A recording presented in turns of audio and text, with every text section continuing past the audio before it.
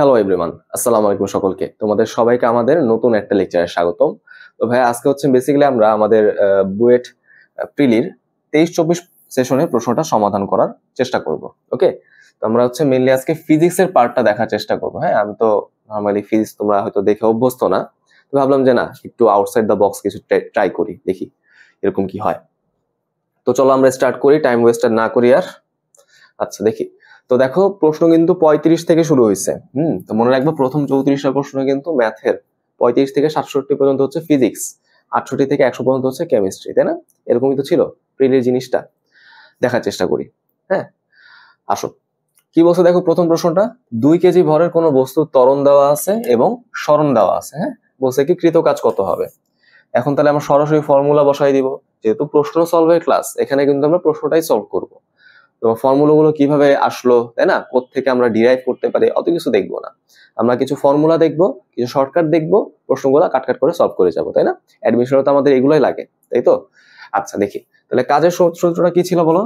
W equal to F dot S, তাই না? Right, এটাকে একটা স্কেলার রাশি, তাহলে দুইটা ভেক্টরে ডট গুণফল করবো। F ইকুয়াল টু কি বলো তো, MA, তাই না? তাহলে একটু খেয়াল করে দেখো, আমার কিন্তু এখানে ত্বরণ দেওয়া আর হচ্ছে সরণ দেওয়া, তাই তো? তার মানে আমাদের একটু পার্ট আগে ডট গুণফল করতে হবে, তারপর আমি সেখানে 2 দিয়ে গুণ করে দিব, তাই তো? এটাতে কিন্তু বেসিক কথা। বলো এখন ডট গুণফল কিভাবে করতে হয়। আয়ের সহগের সাথে তুমি এই আয়ের সহগকে গুণ দিবা, তাহলে 2 দুগুণে কত হয়, 4। যে সহগের সাথে তুমি এই যে সহগ গুণ দিবা, -3 গুণ 4 কত হবে, -12। আর কে সহগের সাথে তুমি এই কে সহগ গুণ দিবা, 6 দুগুণে 12। ওকে, এটা করলে কিন্তু আমাদের উত্তর চলে আসবে, সেটা কত, 8 জুল। ঠিক আছে, দেখি কোথাও আছে কিনা অপশন এ। চলো তাহলে আমরা আগাই।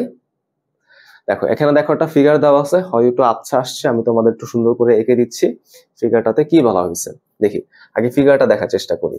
খেয়াল করে দেখো, এখানে মেনলি এরকম ডিরেকশন একটা ভেক্টর আছে, এ ভেক্টর। ওকে, এরকম এই ডিরেকশনটা কিরকম, আনুভূমিকের সাথে বা এক্স অক্ষের সাথে সেটা হচ্ছে 45 ডিগ্রি অ্যাঙ্গেল তৈরি করলো, তাই না? আরেকটা ভেক্টর কাজ করতেছে হচ্ছে একদম খারাপ হবে নিচের দিকে, বি ভেক্টর, এরকম বিষয়টা। তারপর দেখো আমাদের কিন্তু এ ভেক্টরের ভ্যালু বলা 3, বি এর ভ্যালু বলা হচ্ছে 5। বলছে কি a মাইনাস বি এর মানটা তুমি বের করো। এখন সেটা আমি কেমনে করব, তাই না? আমি কি সুন্দর মতো 3 থেকে 5 বিয়োগ করে দিব? না, এরকম না বিষয়টা। ভেক্টরের বিয়োগফল কি লব্ধির মাধ্যমে করে। সো আমরা এটাকে এইভাবেই চিন্তা করব যে a মাইনাস বি যেই কথা, a প্লাস নেগেটিভ বি একই কথা, তাই না? অর্থাৎ বি কে আমি উল্টায় করে দিব, দেন সেখানে আমি লব্ধির জিনিসটা ইউজ করব, তাই না? লব্ধির ফর্মুলাটা ইউজ করব, সেটা আমরা মান বের করবো আর কি। তাহলে বি কে যদি উল্টাই দিই, 180 ডিগ্রি কোণে ঘুরাই দিই, সেটা হচ্ছে এই ডিরেকশনে কাজ করবে, নেগেটিভ বি, তাই না? বিষয়টা এরকম। তাহলে বলো এটা অন্তর্ভুক্ত কোণ কত, 90 মাইনাস 45, তার মানে এটা কিন্তু 45 আসবে। ওকে, বিষয়টা এরকম। তাহলে বলো এখানে ফর্মুলা ইউজ করো, তাই না? মান বের করতে বলছে, তার মানে আর √r। তাহলে ফর্মুলা বসাই দেখো, a square plus B square, value বসাচ্ছি, প্লাস 2ab cos আলফা, তাই না? cos আলফা কত এখানে, 45 ডিগ্রি, তাই না? এটা হচ্ছে আমাদের সেই বিষয়টা। তুমি বলতে পারো, তোমার মনটা প্রশ্ন জাগতে পারে, ভাই আমি তো এখানে নেগেটিভ বি নিচ্ছিলাম, তাহলে এখানে কি আমি নেগেটিভ বি বসাবো না? উত্তর হচ্ছে না। কেন?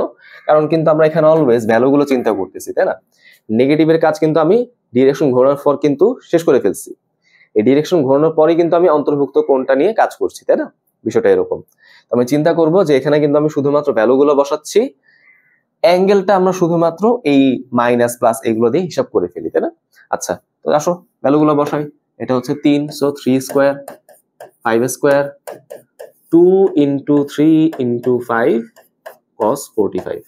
এটাকে তুমি রুট করে দিবা, তাহলে তুমি কি পাচ্ছ, ভেক্টরের মানটা পাচ্ছ, তাই না? সে ভেক্টরের মানটা কত আসে, 7.43,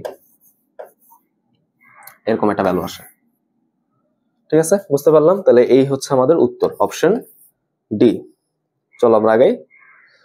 পরে কি বলছে দেখো, একটি 30 মিটার গভীর কুয়ার মধ্যে পাথর ফেলার সময় 2.54 সেকেন্ড পর শব্দ শোনা যায়। খেয়াল করে দেখো, ধরো এই হচ্ছে আমাদের কুয়াটা, এই হচ্ছে আমাদের সেই কুয়াটা, তাই না? রাইট, ধরো কুয়ার মধ্যে আমাদের লেটস সে এই পর্যন্ত পানি আছে, বললাম ঠিক আছে, এই পর্যন্ত পানি আছে।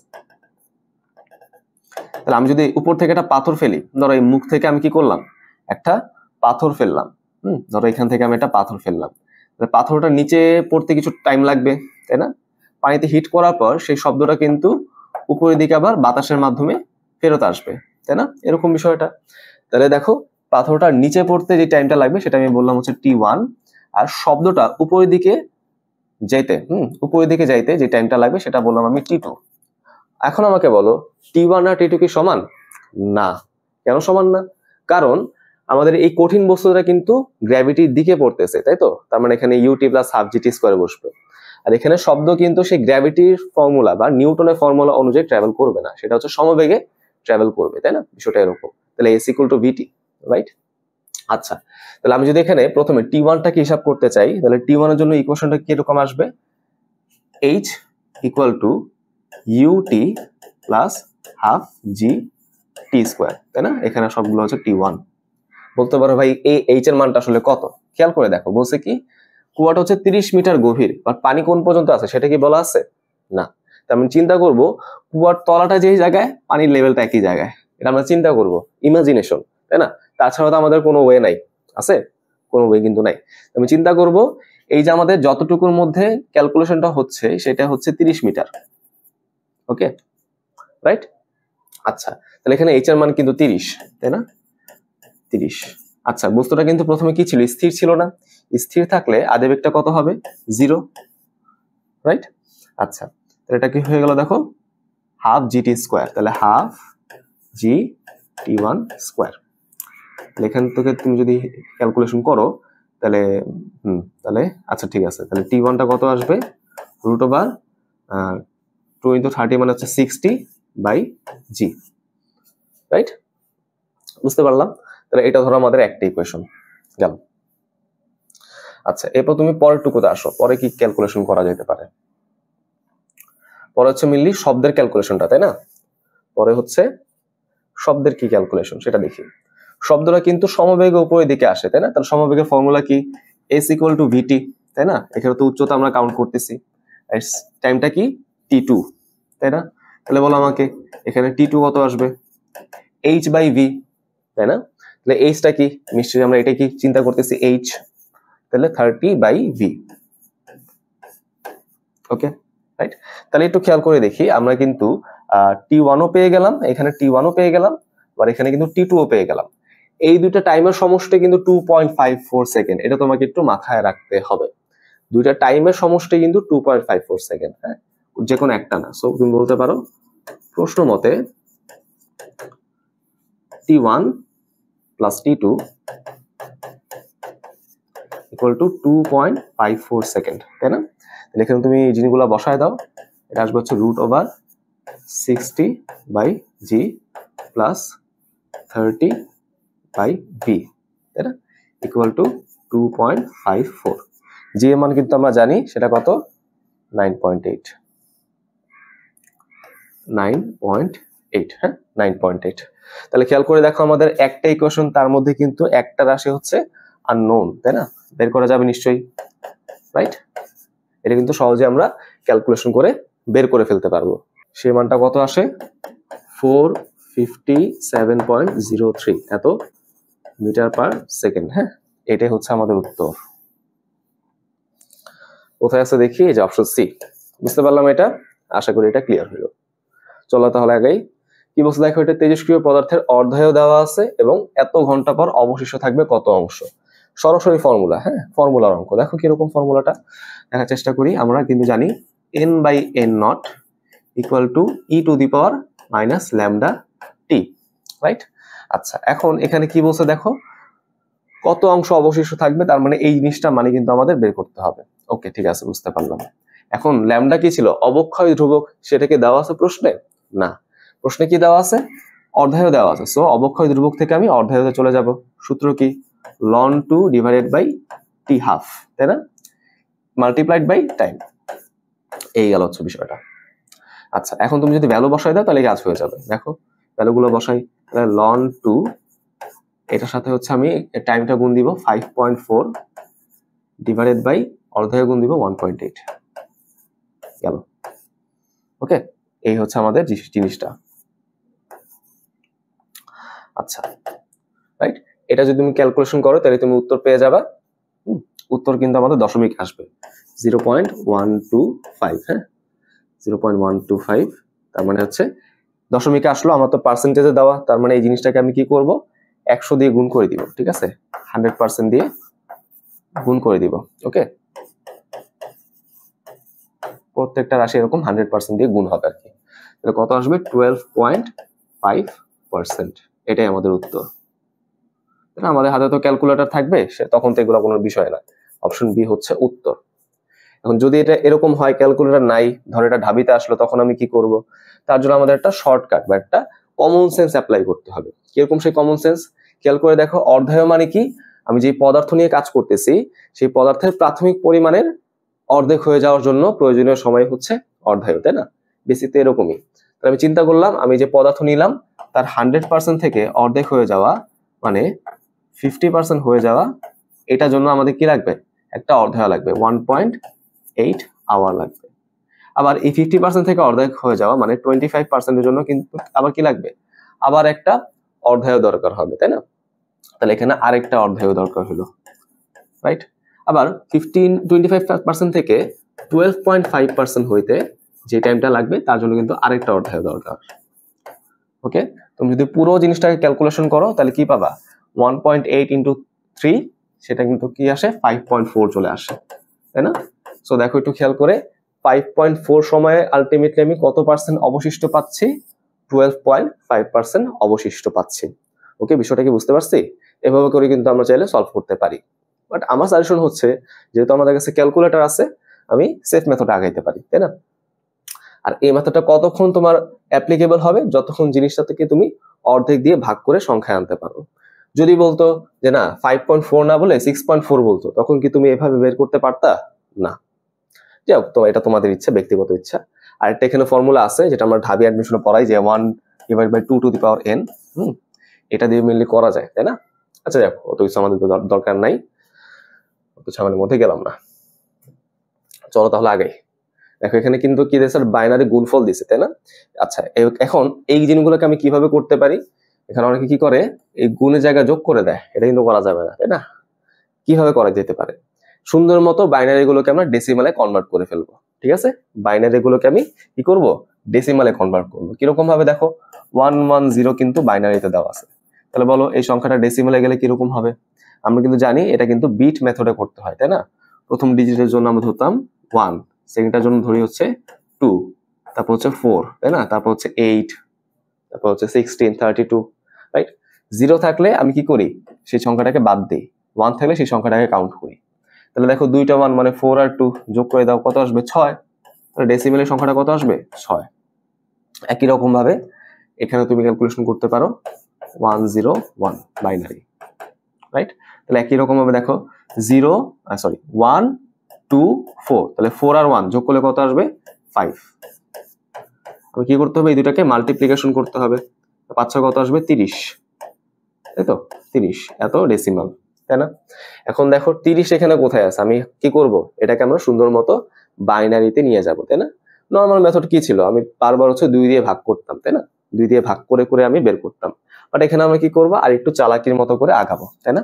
আমরা যদি বলতেছিলাম যে বিট মেথড 1 2 4 8 16 32 এরকম ভাবে আগাবো, হ্যাঁ, রাইট? যেটাকে আমি কাউন্ট করব, যোগ করব, তাদেরকে আমি 1 বলবো, যাদেরকে যোগ করবো না তাদেরকে আমি মেনলি 0 বলবো। ওকে, বিষয়টা কি বুঝতে পারছি?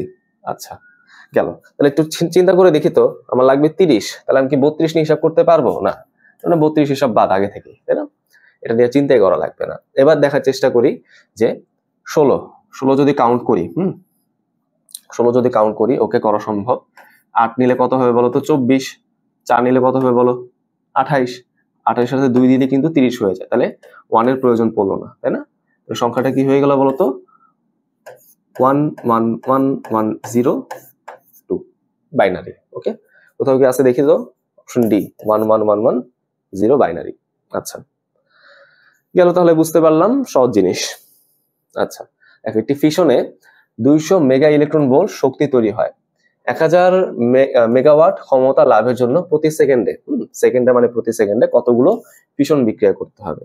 তাহলে মেনলি আমরা এখানে ক্ষমতা থেকে কি করব, কাজের মানটা বের করব। তাহলে আমাদের ফর্মুলা কি বলতো, ফর্মুলা হচ্ছে P = W/T, তাই না? তো এখান থেকে তুমি W বের করো। ক্ষমতা হচ্ছে 1000 মেগাওয়াট, তাহলে এই ধরো 1000 মেগার জন্য কি আসলো 10⁶, জিনিসটা কিন্তু SI ইউনিটে চলে গেল। তার সাথে যদি আমি সময়টা গুণ দেই 1 সেকেন্ড, তাহলে কিন্তু সেটা জুলে চলে যায়, তাই না? 10⁹ জুল, রাইট? আচ্ছা, গেল কিন্তু W হয়ে গেল। এখন বলছে কি এক একটা ফিশনে এনার্জি লাগে এত, দেওয়া আছে ইলেকট্রন ভোল্টে, তাই না? রাইট? তাহলে ইলেকট্রন ভোল্ট থেকে তুমি কিভাবে জুলে যাবা, সুন্দর মতো চার্জের মান দিয়ে তুমি ভাগ করে দিবা, তাই না? এগুলো তো আমরা জানি মোটামুটি। তাহলে তুমি কি পাবা, প্রত্যেকটা ফিশন বিক্রিয়ার এনার্জি পাবা, তাই না? তাহলে টোটাল এনার্জিকে প্রত্যেকটার এনার্জি দিয়ে ভাগ করলে কিন্তু আমি এই ডিজায়ার্ড সংখ্যাটা পেয়ে যাবো, তাই না? তাহলে তুমি এখানে এইভাবে বলতে পারো যে সুতরাং ফিশন বিক্রিয়ার সংখ্যা কিরকম হইতে পারে দেখি। ফিশন বিক্রিয়ার সংখ্যা কিরকম হইতে পারে, টোটাল এনার্জি হচ্ছে 10⁹, হ্যাঁ, এটা গেল। প্রত্যেকটা এনার্জি কি 200 মেগা ইলেকট্রন ভোল্ট, তার মানে 200 আসলো, মেগা মানে 10⁶, আর ইলেকট্রন ভোল্ট মানে জুলে যাইতে হবে, সো 1.6 ইন্টু 10⁻⁻19। হ্যাঁ, আচ্ছা, এখানে হয়তো তোমাদের বলার সময় একটু ভুল করছিলাম যে কখন ভাগ করতে হবে কখন গুণ করতে হবে। আচ্ছা, ইলেকট্রন ভোল্ট দেওয়া থাকলে জুলে যেতে গেলে চার্জের মান দিয়ে ভাগ করতে হবে, ইলেকট্রনের চার্জের মান দিয়ে, দেখো ইলেকট্রন ভোল্ট দেওয়া থাকলে যদি জুলে যাইতে চাই চার্জের মান দিয়ে মানে ইলেকট্রনের চার্জের মান দিয়ে গুণ করতে হবে, আর জুল থেকে যদি আমি ইলেকট্রন ভোল্টে যাইতে চাই তখন আমি কি করব, জুলের মান দিয়ে ভাগ করব, ঠিক আছে? আচ্ছা, আশা করি বুঝতে পারলাম। হ্যাঁ, তাহলে ইলেকট্রন ভোল্ট দেওয়া থাকলে আমরা সুন্দর মতো চার্জের মান দিয়ে জাস্ট গুণ করে দিব, তাহলে কিন্তু জুলে চলে গেল। তাহলে এতটি আমাদের সংখ্যাটা আসবে, ওকে, এরকম বিষয়টা। আচ্ছা, যদি আমরা ক্যালকুলেশন করি তাহলে এটা পাবো হচ্ছে মেনলি 3.125 10⁻19, 3.125 10⁻19, এটাই আমাদের উত্তর, এটাই হচ্ছে আমাদের উত্তর। গেল, চলো তাহলে আগাই। কি বলছে যে মিটার গেজ ট্রেনের বেগ হচ্ছে এটা দেওয়া আছে, তাই না? ভেলোসিটি দেওয়া, বাকির ব্যাসার্ধ দেওয়া আছে, ওকে, সমান্তরাল দুই লেনের মধ্যবর্তী দূরত্ব সেটা কিন্তু দেওয়া আছে। এক পাত ভূমি থেকে কত উঁচুতে হতে হবে। আচ্ছা দেখো এখানে কোন কোন ভ্যালুগুলো দেওয়া আছে, আমাদের ভেলোসিটি দেওয়া, তাই না? আমাদের রেডিয়াস দেওয়া, তাই তো? আর আমাদের হচ্ছে মধ্যবর্তী দূরত্ব মানে ডিস্টেন্স দেওয়া। আমাকে জানতে চাইছে কি হাইট, তাই না? এটা কোন চ্যাপ্টার অঙ্ক বলো, ওই যে ব্যাংকিং কোণের যে জায়গাটা আমরা পড়ছিলাম, তাই না? তাহলে ব্যাংকিং কোণের জন্য ফর্মুলা কি ছিল বলো, tan θ = v²/rg। tan θ = v²/rg। এখান থেকে আমরা সুন্দর মতো হচ্ছে থিটা ভ্যালুটা বের করবো। তাহলে থিটা ভ্যালুটা কি আসে, tan ইনভার্স v²/rg। অবশ্যই মনে রাখতে হবে এখানে কিন্তু বেগটাকে মিটার পার সেকেন্ডে নিতে হবে, কিলোমিটার পার আওয়ার থেকে মিটার পার সেকেন্ডে কিভাবে যাবে, 3.6 দিয়ে ভাগ দিয়ে, তাই না? তাহলে যে 50.4 / 3.6, হ্যাঁ, এটাকে আমরা কি করতেছি, স্কোয়ার করে দিচ্ছি, v² হয়ে গেল। অবশ্যই মিটার পার সেকেন্ড দিচ্ছি আমি। আর এর মান হচ্ছে 100 এবং জি এর মান হচ্ছে 9.8। হ্যাঁ, এটা যদি আমি হিসাব করে ফেলি তাহলে কিন্তু আমি কি পেয়ে যাব, অ্যাঙ্গেলটা পেয়ে যাব। হ্যাঁ, যদি অ্যাঙ্গেলটা ডিগ্রিতে পাইতে চাই তাহলে ক্যালকুলেটরকে অবশ্যই ডিগ্রি মোডে নিতে হবে, ঠিক আছে? নাহলে কিন্তু রেডিয়ান মোডে উত্তর চলে আসবে, তোমার কিন্তু উত্তরটা ভুল হয়ে যাবে। অবশ্যই তুমি এখানে ডিগ্রি মোডে নিয়ে যাবা। এটা আসা হচ্ছে 11.31 ডিগ্রি, খুব ইম্পর্টেন্ট। হ্যাঁ, আচ্ছা গেল। এখন দেখো HRD এর মধ্যে সম্পর্ক কি ছিল, sin θ = h/d, তাই না? এটা কি তোমাদের মনে আছে না? আমার মনে হয় যে তোমাদের মনে আছে। তাহলে এখানে h এর মান আমরা মেনলি বের করব, d এর মান হচ্ছে 1, কেন 1, 100 সেন্টিমিটার মানে কিন্তু 1 মিটার, তাই তো, SI ইউনিট। আর এখানে আমি কি বসাবো, sin 11.31 ডিগ্রি, ওকে। এটা করলে কিন্তু আমরা কি পেয়ে যাচ্ছি, উত্তরটা পেয়ে যাচ্ছি। অবশ্যই মিটার আসবে, সেটা কত আসে, 0.1961 এত মিটার। অপশন দাও দেখো সব মিলিমিটারে, সো 1000 দিয়ে গুণ করে দাও, তাহলে 196.1 এত মিলিমিটার। এটা গেল, তাহলে এখানে উত্তর হচ্ছে অপশন সি। ওকে, চলো তাহলে আগাই। দেখো বৃহস্পতি গ্রহের সূর্যকে আবর্তন করতে হচ্ছে এত টাইম লাগে, সূর্য থেকে বৃহস্পতি এবং পৃথিবীর দূরত্বের অনুপাত কত, তাই না? তাহলে আমরা কিন্তু কেপলারের তৃতীয় সূত্রে পর্যায়কালের সূত্রটা দেখছিলাম, তাই তো? সেটা কি ছিল বলতো? আবর্তন করতে প্রয়োজনীয় সময় যদি পর্যায়কাল হয় সেটা হবে কেন্দ্র থেকে বা সূর্য থেকে গ্রহের গড় দূরত্বের ঘনফলের সমানুপাতিক। তাহলে পর্যায়কালের বর্গটা মেনলি হয় গড় দূরত্বের সমানুপাতিক, হ্যাঁ, ঘনের সমানুপাতিক, রাইট? টি স্কোয়ার সমানুপাতিক এ কিউব। ওকে, তাহলে এখান থেকে তুমি কিন্তু চাইলে বৃহস্পতি আর পৃথিবীর কাহিনীগুলো বের করে ফেলতে পারো। ওকে, তাহলে এখানে খেয়াল করে দেখলাম, প্রথমে আমরা ধরলাম হচ্ছে নিলাম হচ্ছে বৃহস্পতির সময়, আর পরে নিলাম হচ্ছে আমরা পৃথিবীর সময় স্কোয়ার ইকুয়াল টু বৃহস্পতির দূরত্ব এ অফ জুপিটার ডিভাইডেড বাই পৃথিবীর দূরত্ব কিউ। ওকে, মেনলি আমরা এই অনুপাতটাই বের করতে চাচ্ছি, এই যে এ জে ডিভাইডেড বাই এ ই, এটাই মেনলি বের করতে চাই। তাহলে এখানে হয়ে যাবে হচ্ছে কিউবিক রুট, হ্যাঁ, এই রাশিটার মান কত বলো? এটা কিন্তু মান দেওয়া আছে, হ্যাঁ, এই যে এটাই হচ্ছে সেই জুপিটারের পর্যায়কাল। পৃথিবীরটা কত? নিশ্চয়ই 1 বছর, তাই তো? তার মানে এখানে হচ্ছে 11.2 ডিভাইডেড বাই 1, এত। ওকে, তাহলে এই জিনিসটা আমরা যদি ক্যালকুলেট করি আমরা কিন্তু উত্তর পেয়ে যাবো। হ্যাঁ, মোটামুটি এটা হচ্ছে 5.0058 এরকম একটা মান আসে। তোমরা রাফ ফিগারে কিন্তু 5 ধরতে পারি। তাহলে এই মানটা কত আসে? মোটামুটি 5 এর মতো আসে, রাইট? তাহলে অনুপাত বের করতে বলছে, সো আমাদের অনুপাতটা কি আসবে বলো? সুতরাং A J is to A I A E R কি, এটা হচ্ছে 5:1। তাহলে উত্তর কোনটা বলো? 5:1 গেল। আচ্ছা, তাহলে আমরা আগাই। পরের প্রশ্ন দেখি, মহাকর্ষীয় ধ্রুবক জি এর মাত্রা কোনটি? তাহলে আমরা জি আছে এমন একটা ফর্মুলা চিন্তা করি, সেটা কি বলতো? যে নিউটনের মহাকর্ষ সমীকরণ, তাই তো? জি m1 m2 বাই মধ্যবর্তী দূরত্ব, সেটাকে আমরা ডি দিয়ে রিপ্রেজেন্ট করতে পারি, ডি স্কোয়ার। এখান থেকে তোমার জি এর মানটা কি বের হবে? F D square divided by m1 m2। বলের মাত্রা কি বলতো? m ইন্টু এ, তাহলে ভরের মাত্রা আর ত্বরণের মাত্রা, তাই না? এগুলো তো আমরা পারবোই এখন, তাই তো? তাহলে ভরের মাত্রা হচ্ছে m, ত্বরণের মাত্রা হচ্ছে lt ইনভার্স 2, দূরত্বের মাত্রা হচ্ছে লেন্থ স্কোয়ার, তাই তো? এরকম ভরের মাত্রা হচ্ছে m, দুইটা আছে তো স্কোয়ার। হিসাব করে দেখো, একটা থেকে দুইটা গেলে হয় -1, 2 আর 1 3, আর হচ্ছে t-2, এটাই হচ্ছে সেই মাত্রাটা আর কি। দেখো তো এটা কোথাও আছে কিনা, অপশন বি তে। ওকে, বুঝতে পারলাম, সহজ জিনিস। চলো আগে দেখো, এখানেও কিন্তু আমাদের কি আছে? 3টা ভেক্টর দেওয়া আছে। অবশ্যই বলছে কি সাম্যাবস্থায় ক্রিয়া করে। এবং সাম্যাবস্থায় ক্রিয়া করলে তুমি এখানে অনেকগুলো ফর্মুলা ইউজ করতে পারো, লামির উপপাদ্য দিয়ে কিন্তু করা যেতে পারে, ম্যাথের জিনিস। যাই হোক, আমরা কিন্তু ত্রিভুজের বেসিক কিছু ফর্মুলা দিয়ে ইউজ করতে পারি, যেমন সাইনের ফর্মুলা আছে, কোসাইনের ফর্মুলা আছে, তাই না? মনে রাখবা, যদি এখানে 2টার বেশি ভেক্টর রাশি ক্রিয়া করে সেক্ষেত্রে সাইনের ফর্মুলা দিয়ে অঙ্ক করাটা একটু বেটার অপশন। হ্যাঁ, এটা আমরা একটু মাথায় রাখবো আর কি। তাহলে কি বলছো দেখো, t1:t2 এগুলো আমাদের বের করতে হবে। আমি যদি ফিগারটা একটু এঁকে দেই, তাহলে দেখো এই যে আমাদের সেই t1টা এই ডিরেকশনে কাজ করে, এরকম ডিরেকশন, সেটা হচ্ছে ভূমি সাপেক্ষে 45 ডিগ্রি কোণে কাজ করে। t2টা হচ্ছে এই ডিরেকশনে কাজ করে, ভূমি সাপেক্ষে সে 30 ডিগ্রি কোণে কাজ করে। আর t3টা হচ্ছে এই ডিরেকশনে কাজ করে, বুঝতেই পারতেছি, সেটা হচ্ছে ভূমির সমান্তরালে বা এক্স অক্ষের সমান্তরালে কাজ করে। এখন এটা আমি কিভাবে এখন সমাধান করতে পারি? হ্যাঁ, সাইন রুলটা আসলে কি বলে তোমরা হচ্ছে অনেকেই জানো, সাইন রুলটা কিভাবে কাজ করে। আমি কি করব জানো? ভেক্টর রাশির মানটা নিব ডিভাইডেড বাই সাইন একটা অ্যাঙ্গেল নিব। ওকে, বিষয়টা এরকম। কোন অ্যাঙ্গেলটা নিব? যেই ভেক্টরের মান নিচ্ছি সেটা বাদে অপর দুটা ভেক্টরের মধ্যবর্তী কোনটা নিব। একটু কনফিউজিং লাগতে পারে, দেখি চেষ্টা করে। t1 আমি নিচ্ছি, তাই না? ধর t1, আমি প্রথমে হচ্ছে এটার মান নিব t1 ডিভাইডেড বাই সাইন একটা অ্যাঙ্গেল নিব, সাইন একটা কোণ নিব। কোনটা? t1 বাদে যে দুইটা ভেক্টর আছে t3 এবং t2, এদের মধ্যবর্তী কোণটা নিব। ঠিক আছে, পুরোটা 180 হলে এখান থেকে আমি কি করব? 30 বাদ দিব, রাইট? এরকম বিষয়টা। তাহলে এটা কি কত হবে দেখো, 180 মাইনাস 30, রাইট? আচ্ছা, তারপর দেখো t2 বের করতে হবে, সো t2। এখন আমি কি নিচ্ছি বলতো? এখন কিন্তু আমি নিচ্ছি হচ্ছে t2টা, এটা নিচ্ছি। তাহলে থাকলো কি t1 এবং t3, মধ্যবর্তী কোণ এইটা। তাহলে বলো কত হবে? 180 মাইনাস 45।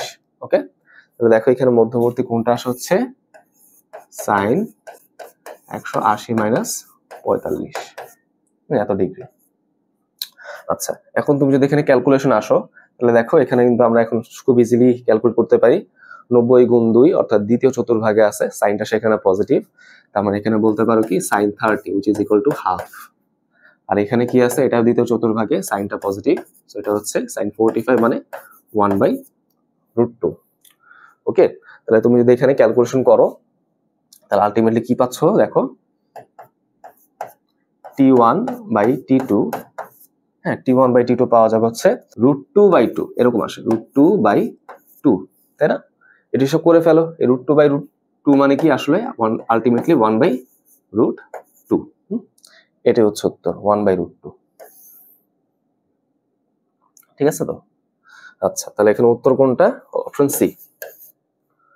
ওকে, বুঝতে পারলাম বিষয়টা। চলো আগে, পরবর্তীতে কি বলেছে দেখো, আমাদের একটা সরল ছন্দিত স্পন্দরত কণার সমীকরণ দেওয়া আছে, এখানে কম্পাঙ্ক বের করতে বলছে। অবশ্যই মনে রাখবা কম্পাঙ্ক মানে কিন্তু এফ, হ্যাঁ এরকম। কৌণিক কম্পাঙ্ক মানে হচ্ছে ওমেগা, বাট কম্পাঙ্ক মানে হচ্ছে এফ। এটাকে যদি আমরা আদর্শ সমীকরণের সাথে তুলনা করতাম, এ সাইন ওমেগা টি প্লাস দশা পার্থক্য ডেল্টা, তো ওটা আমাদের দেখার বিষয় না, মেনলি আমাদের এখানে ওমেগার মানটাই বের করে আনতে হবে প্রথমে। দেখো ওমেগা টি আর 6πt সমতুল্য, তাই না? তো সেখান থেকে কি বলা যায়, টি এর সহগগুলো সমান, ওমেগা ইকুয়াল টু 6π। তাহলে আমি প্রশ্ন মতে কি বলতে পারি, বলা সম্ভব ওমেগা ইকুয়াল টু 6π। এখন বলো ওমেগা মানে কি, 2πf, তাই না? আচ্ছা, সো এখান থেকে তুমি কাটাকাটি করে দাও, তাহলে এফ ইকুয়াল টু কি আসবে 3, এত হার্টজ। ওকে, এত হার্টজ কোথায় আছে দেখো, অপশন সি। সহজ না ভাই? একদম ইজি। চলো আগাই। দেখো, দুটি ধারক সমান্তরাল সমবায় যুক্ত থাকলে এর ধারকত্ব শ্রেণীর সমবায়ের তুলনায় কত গুণ হয়? খেয়াল করে দেখো, একটা কথা মনে রাখবো, ধারকটা কিন্তু রোধের উল্টা উল্টা ছিল, তাই না? রোধকে যদি আমি সমান্তরালে নেই, রোধের মানটা কিন্তু কমে যায়। ধারকের ক্ষেত্রে কি হবে, ধারকের মানটা কিন্তু বেড়ে যাবে, তাই না? তো সেটা দিয়ে আমি একটা ফর্মুলা মনে রাখতে পারি, যে সমান্তরালে যুক্ত ধারকত্ব ডিভাইডেড বাই সিরিজে যুক্ত ধারকত্ব, সেটা হচ্ছে n²। ওকে, রোধের জন্য কি ছিল, RS/RP ইকুয়াল টু n²। ধারকত্বের জন্য কি আসবে, CP/CS ইকুয়াল টু n²। কিভাবে n² আসলো, যদি বুঝতে কষ্ট হয় সহজভাবে মনে রাখবা, সিপি মানে হচ্ছে তুমি যোগ করে দিবা, আর সিএস মানে হচ্ছে ওই যে ইনভার্স করে যোগ করবা, তাই না? তুমি দুইটাকে আলাদা করে বের করো, সমস্যা নাই, আলটিমেটলি কাটাকাটি করে এটাই থাকবে। তো আমরা তো একটু শর্টকাট দেখলে মনে হয় বেটার হয়, তাই না? যেসব জায়গায় শর্টকাটটা অ্যাপ্লাই করা বেটার, সেসব জায়গায় আমরা শর্টকাটটাই অ্যাপ্লাই করবো। তাহলে n², n মানে কি, যতগুলো ধারক আছে, কতগুলো বলো তো, 2টা আছে, তার মানে n এর মান কিন্তু 2। তুমি যদি 2 বসায় দাও কত পাবা, 4, তাহলে উত্তর কত হবে, 4 গুণ। বুঝতে পারছি? আশা করি এটা ক্লিয়ার। চলো আগাই।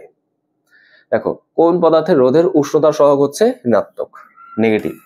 এখন খেয়াল করে দেখো, উষ্ণতা সহগ মানে কি জানো, রোধের উষ্ণতা সহগ মানে হচ্ছে তাপমাত্রার সাথে সাথে উষ্ণতার সাথে সাথে রোধের মানটার পরিবর্তন হবে। তাপমাত্রা যত বৃদ্ধি করব, রোধের মানটা বৃদ্ধি পাবে, রাইট? তাহলে আমি যদি উষ্ণতা সহগ বা আলফাকে প্রকাশ করতে চাই, তাহলে দেখো আলফার পরিচয়টা কিরকম হয়, বা আলফার রাশিটার মানটা কিরকম হয়, দুই রকম হয়। হতে পারে সেটা পজিটিভ, হইতে পারে সেটা নেগেটিভ। ওকে, পজিটিভ মানে কি, পজিটিভ মানে হচ্ছে তাপমাত্রার সাথে সাথে রোধের মানটা বৃদ্ধি পাবে। আচ্ছা, একটু তো বুঝলাম। তাহলে আমাকে বলো তো, তাপমাত্রা যদি আমি হ্রাস করি, তাহলে এখানে রোধের মান কি হবে, সমানুপাতে হলে হ্রাস পাবে, তাই না? রাইট? আর যদি নেগেটিভ হয়, মানটা যদি ঋণাত্মক হয়, সেই ক্ষেত্রে কি বোঝায়, সেই ক্ষেত্রে মেনলি বোঝায় যদি তাপমাত্রা আমি বৃদ্ধি করি, সেই ক্ষেত্রে রোধের মানটা বাড়ে না, বরঞ্চ আরো কমে যায়। ওকে, আর যদি তাপমাত্রাকে আমি হ্রাস করি, সেই ক্ষেত্রে রোধের মানটা বেড়ে যায়। একটু খেয়াল করে দেখি, একটু বুদ্ধি করে দেখি, প্রথম কেসটা কাদের ক্ষেত্রে হয় বলতো? প্রথম এই জিনিসটা, এইটা হচ্ছে কাদের মধ্যে হয়, এটা মিললে হয় ধাতুর মধ্যে। কারণ কি, ধাতুর মধ্যে হওয়ার কারণ কি, কারণ হচ্ছে যত বেশি তাপমাত্রা বাড়াচ্ছি, তাপ শক্তিটা তত বেশি গতি শক্তিতে রূপান্তর হচ্ছে, যার ফলে ইলেকট্রন গুলো মুভমেন্ট বেড়ে যায়, তাদের মধ্যে ধাক্কা ধাক্কি বেড়ে যায়, তাদের মধ্যে ফলে কি হবে, রোধটা বেড়ে যাবে। এবার আমাকে বলো, ধাতু, অর্ধধাতু আর হচ্ছে অধাতু, কোনটার মধ্যে ফ্রি ইলেকট্রন থাকে? নিশ্চয়ই ধাতুর মধ্যে থাকে, তাই না? তার মানে ধাতুর ক্ষেত্রে কিন্তু রোধ বাড়ার সম্ভাবনা আছে, অন্য কারোর ক্ষেত্রে কিন্তু রোধ বাড়ার কোনো সম্ভাবনা নাই। ঠিক আছে, তো এটা হচ্ছে মেইনলি বিষয়টা। আচ্ছা, আমি বুঝতে পারলাম মেইনলি পজিটিভ কাজের ক্ষেত্রে হবে, ধাতুর ক্ষেত্রে হবে। তাহলে দেখো অ্যালুমিনিয়াম ধাতু পজিটিভ হবে, তারপর কপার ধাতু পজিটিভ, নিকেল ধাতু পজিটিভ। থাকলো কি, থাকলো কিন্তু শুধুমাত্র আমাদের সিলিকন, এটা কিন্তু একটা অর্ধ ধাতু। ওর কিন্তু ওরকম ভাবে ফ্রি ইলেকট্রন নাই, তার মানে ওর কিন্তু এই জিনিসটা হওয়া পসিবল না, ওর কিন্তু শুধুমাত্র নেগেটিভ মানটা হওয়া পসিবল। বুঝতে পারলাম, এটাই কিন্তু আমাদের গেল। চলো আমরা আগেই দেখার চেষ্টা করি। পৃথিবীর ভর দেওয়া আছে, ব্যাসার্ধ দেওয়া আছে, গড় ঘনত্ব কত হবে সেটা আমাকে বের করতে হবে। গড় ঘনত্ব সেটা কত হবে, দেখো তাহলে আমাদের ঘনত্ব ফর্মুলা তুমি অ্যাপ্লাই করো। রো ইকুয়াল টু ভর বাই আয়তন, তাই না, এম বাই ভি। এখন আয়তন মানে কি ছিল, পৃথিবীটা তো গোলকের মতো আমরা চিন্তা করি, সো গোলকের ফর্মুলা 4/3 পাই আর কিউব, তাই না। এখন দেখো ভ্যালু সব দেওয়াই আছে, বসায় দাও। এম এর মান হচ্ছে 5.98 ইন্টু 10⁻²4। হ্যাঁ, আর ভি এর মানটা হচ্ছে 4/3 পাই ইন্টু আর কিউব, তাই তো। এই যে আর এর মান কিন্তু এটা 6380 কিলোমিটার, মানে বলে দাও 6380 কিলোমিটার, তাই না। এরকম অবশ্যই আমি মিটারে নিয়ে যাব বিষয়টা, অবশ্যই এটার মাথায় কিন্তু কিউব আছে, এটা কিন্তু বলা যাবে না। এটা কি আসবে, কেজি পার মিটার কিউব। হ্যাঁ, কেজি পার মিটার কিউব কিন্তু মানটা চলে আসে। আচ্ছা, সো এই মানটা আসলে কত আসে, 5497.31, এত কেজি পার মিটার কিউব। হ্যাঁ, এটা দেখো, এটা কিন্তু কোথায় চলে আসলো, অপশন বি তে। ঠিক আছে, আশা করি এটা আমরা বুঝতে পারলাম। ওকে, চলো আমরা আগে দেখো কি বলা হয়েছে পরবর্তী প্রশ্নে, যে 40 কেজি ভরের কোনো বস্তুকে উলম্বের সাথে আমরা 45 ডিগ্রি কোণে দুটো সুতা দিয়ে আমি ঝুলিয়ে দিলাম। হ্যাঁ, সুতার টান কত হবে, চিন্তা করলাম এটা ধরো আমাদের সেই ঝুলন্ত স্থানটা, এখান থেকে আমি কি করলাম, দুটা সুতা নিলাম। ধরো এই সুতা নিলাম, এটা এখানে এরকম ভাবে নিলাম, আর একটা সুতা ধরো এখান থেকে এরকম ভাবে নিলাম। এটার মধ্যে আমি কি করলাম, একটা বস্তুকে ঝুলাই দিলাম, তাই না। ধরো হচ্ছে বস্তুটাকে আমি এখান থেকে ঝুলাই দিছি, রাইট, এরকম ভাবে। রাইট, বলছে কি সেটা হচ্ছে উলম্বের সাথে 45 ডিগ্রি কোণ, খুব ভালো করে মনে রাখবে উলম্বের সাথে। তার মানে তুমি যেরকম ভাবে একটা খাড়া রেখা টানো, এখানে অ্যাঙ্গেলটা কত হবে, 45 ডিগ্রি হবে। রাইট, বলো সুতা দিকে কোন দিকে কাজ করবে, বলি T1 ফোর্সটা কাজ করবে, তাই না। আমি যে বস্তুটাকে যে দিকে ঝুলাইছি তার অপোজিট দিকে কাজ করতেছে সুতার টানটা। একই রকম ভাবে এটা কিন্তু আমাদের কি আছে, 45 ডিগ্রি অ্যাঙ্গেলে কাজ করতেছে। রাইট, তাহলে এটা কিন্তু এদিকে হচ্ছে T2 বা T1ই বলো, সেম বোঝাচ্ছে, তাই না। কারণ দেখো একই সুতা, একই বস্তু, একই কোণ, তাহলে আমাদের বলটা একই রকম হবে, তাই না। এটা তো আমাদের কমন সেন্স। তুমি চাইলে দুইটাকে টি ধরতে পারতা, কোনো সমস্যা নাই যদি। আর বস্তুর যে ওজনটা সেটা কিন্তু নিচের দিকে কাজ করে, W = mg গেল। এখন বলছে কি সুতার টানটা কত হবে, মানে T1 এর মানটা কত হবে সেটা আমাকে বের করতে হবে। রাইট, আচ্ছা, তাহলে আমরা কিন্তু এখানেও কিন্তু কি করতে পারি, ওই যে আমরা দেখছিলাম সাইন সূত্র, সেটা অ্যাপ্লাই করতে পারি। যে কোনো একটা টি বের করে নিতে হবে, কারণ দুইটা টি কিন্তু সেম, তুমি এইটাই ধরলা, বের করতে হবে। এটাও ধরতে পারতা, সমস্যা নেই। তাহলে আমি যদি এইটা ধরি, তাহলে কোন দুইটার মধ্যবর্তী কোণ বের করতে হবে, এইটা আর এইটা, মধ্যবর্তী কোণ নিশ্চয়ই এইটা, রাইট, এটা না। আচ্ছা, এখন এই মানটা আসলে কত হবে, এই মানটা কত হয় আমি কিভাবে বের করতে পারি, খেয়াল করে দেখো। এটা কিন্তু বের করা খুব ইজি হবে। কিরকম, তুমি যদি এটাকে এই বরাবর একটা লাইন টানতা, এই বড় একটা রেখা টানতা, দেখো এটা কিন্তু একটা সমকোণ, তাই না। এটা কিন্তু একটা সমকোণ, আর এই কোণের মান কত হবে বলতো, দেখো এখানে একটা সমকোণ তৈরি হলো, 45 হলো, দুই সমকোণের জন্য এটাও কিন্তু 45 হয়ে যাবে, তাই না। এখানে আসলো 90 আর এখানে আসলো 45, তাই না। আমি যদি এখানে চিন্তা করে দেখি, তাহলে T1 বাই কি আসবে, সাইন 90 প্লাস 45, তাই না। বলতে T1 বাই সাইন 90 প্লাস 45, বুঝতে পারলাম তো, 90 প্লাস 45। আচ্ছা, এবার তুমি এবার ডাব্লিউ জন্য আসো, কারণ আমি তো এখানে এই 40 কেজি থেকে ইউজ করতে চাচ্ছি। যদি ডাব্লিউ নেই, তাহলে এই দুটা বলের মধ্যবর্তী কোণের এখানে আমাকে কাউন্ট করতে হবে, তাই না। এই মধ্যবর্তী কোণটা কত হবে বলো তো একটু, দেখো এটা ছিল একটা সমকোণ, 45 চলে গেছে, এটা কত তাহলে 45, একই যুক্তিতে এটা 45, এটা কত হবে, দুই সমকোণ থেকে 45 45 বাদ, তাহলে এটা কিন্তু একটা 90 ডিগ্রি অ্যাঙ্গেল, তাই না, এটা কিন্তু একটা সমকোণ, রাইট। তাহলে এখানে কত আসবে বলতো, এখানে কিন্তু আসবে হচ্ছে সাইন অন্তর্ভুক্ত কোণ 90। বুঝতে পারলাম? আচ্ছা, এখন আমাকে বলো এখানে তুমি কিভাবে ক্যালকুলেশন করতে পারো।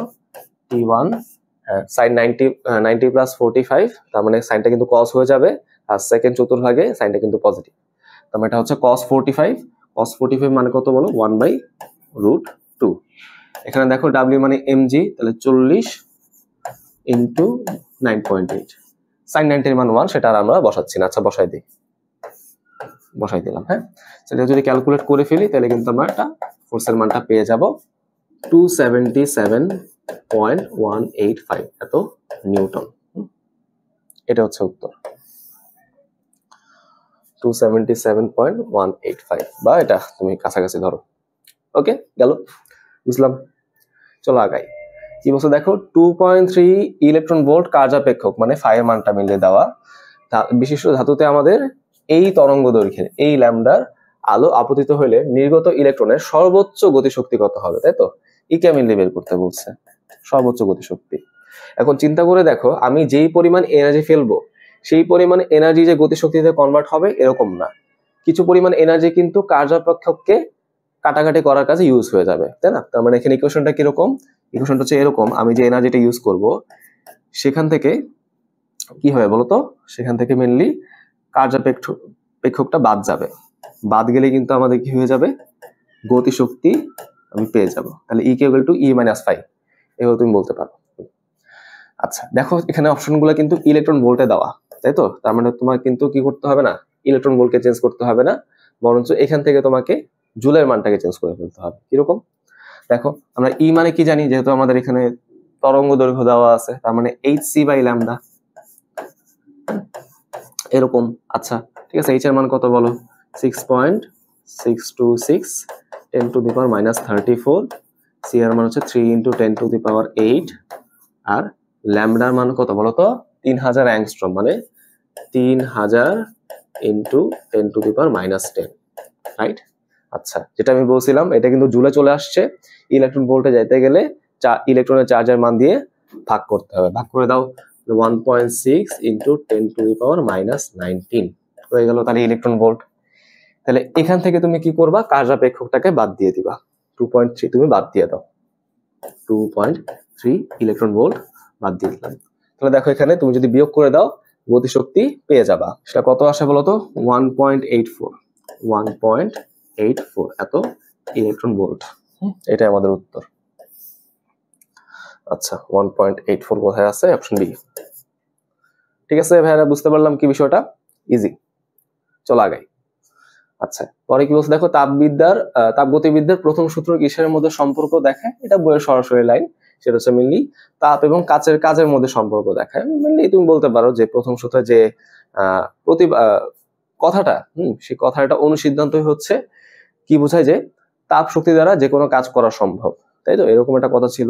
সো তুমি বলতে পারো তাপ এবং কাজের মধ্যে সম্পর্ক দেখানো যায় হচ্ছে তাপগতিবিদ্যার প্রথম সূত্র দ্বারা। আচ্ছা, প্রথম সূত্রে কি বলেছে অত ডিটেলস হচ্ছে আমরা যাচ্ছি না আর কি, অত কিছু দরকার নেই আর কি। পরে কি দেখো, কোনো একদিন বায়ুর আপেক্ষিক আর্দ্রতা হচ্ছে 75% দেওয়া, বলছে কি যে শিশিরাঙ্কও দেওয়া আছে। ওকে ঠিক আছে, শিশিরাঙ্কে সম্পৃক্ত বাষ্পচাপও দেওয়া আছে, ওই দিন ওই তাপমাত্রায় সম্পৃক্ত বাষ্পচাপ কত, তাপমাত্রার মান তো দেওয়া নাই, দরকারও নাই। কিরকম, আমি কিন্তু জানি যে আপেক্ষিক আর্দ্রতা এটা ফর্মুলা কিরকম হয়, শিশিরাঙ্কে জলীয় বাষ্পের চাপ ডিভাইডেড বাই নির্দিষ্ট তাপমাত্রায় জলীয় বাষ্পের চাপ, শতকরা দেওয়া থাকলে 100% দিয়ে আমি গুণ করে দিব, রাইট? তারপর দেখো মানগুলো বসায় দাও, কাজ শেষ। 75%, এটার মান কিন্তু দেওয়া আছে 13.64, আমি ক্যাপিটাল এফ এর মানটা মেনলি বের করতে চাচ্ছি, তাই না? এটা সলভ করে ফেলো, তাহলে কিন্তু তোমার এফ এর মানটা বের হয়ে যাবে, 18.186 এত মিলিমিটার মার্কারি। এটাই তোমার উত্তর। দেখো এটা কোথায় আছে, এই যেটা অপশন বি। ঠিক আছে, বুঝতে পারছি। আচ্ছা চলো আগাই। কি বলছে দেখো, গোলকের ব্যাসার্ধের পরিমাপে শতকরা ত্রুটি দেওয়া আছে 2%, আয়তন পরিমাপে ত্রুটিটা কত? খেয়াল করে দেখো, প্রথমে এই ধরনের প্রশ্ন সলভ করার জন্য আমাদের প্রথমে জানতে হবে হচ্ছে ইকুয়েশনটা। বলো তাহলে আয়তনের ইকুয়েশনটা কি হবে গোলকের ক্ষেত্রে, 4/3 পাই আর কিউব। মনে রাখবো আনুপাতিক ত্রুটি অথবা শতকরা ত্রুটি উভয় ক্ষেত্রেই আমাদের কি করতে হবে, কাদের মধ্যে মিলি ত্রুটির হিসাব তাদেরকে ফাইন্ড আউট করতে হবে। বলো এখানে কাদের মধ্যে সেই ত্রুটির হিসাব আছে? আয়তন এবং ব্যাসার্ধ, তাই না? এটা আর বাকি পার্টটা কিন্তু ধ্রুবক, ঠিক আছে? ধ্রুবক নিয়ে আমাদের কোনো কাজ নেই, শুধুমাত্র আমরা এই চলকগুলো চিন্তা করব। তাহলে এখন তুমি যদি চিন্তা করে দেখো আনুপাতিক ত্রুটি কত আসবে, ডেল ভি বাই ভি, তাই না? শতকরা অবস্থা মানে তুমি 100% দিয়ে গুণ দিবা, ইকুয়াল টু একই রকম ভাবে আনুপাতিক ত্রুটি মানে কি, ডেল